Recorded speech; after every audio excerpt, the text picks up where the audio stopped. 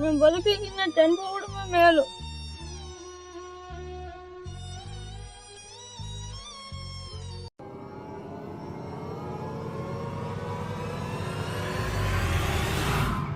ఏ తమ్ముడు, ఎవరా నువ్వు?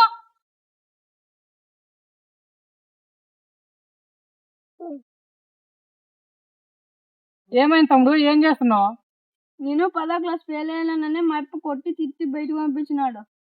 నువ్వు ఫెయిల్ అయ్యింది పరీక్షల్లో మాత్రమే, నీ జీవితంలో కాదు. ఒక్క మార్క్ షీట్ నువ్వు పెద్దగా అయ్యాక ఏమవుతుందని ఎప్పుడు చెప్పదురా అది. అదే కాదన్నా, మా అప్ప నన్ను కొట్టినాడన్నా. నిన్ను చిన్నప్పటి నుంచి ఎంతో కష్టపడి పెంచి ఉంటారు కాబట్టి ఏదో కోపంలో 4 మాటలు అన్నారా. ఆ మాత్రానికి నువ్వు చనిపోవాలనుకోవడం చాలా తప్పు. అది పరీక్షల్లో ఫెయిల్ అయినానని ఇది ఒక్కరోజు బాధపడినావు. అదే నువ్వు చనిపోతే మీ అమ్మ నాన్న రోజు బాధపడతారా. ఇవన్నీ మర్చిపోయి నువ్వు ఇంటికి పో.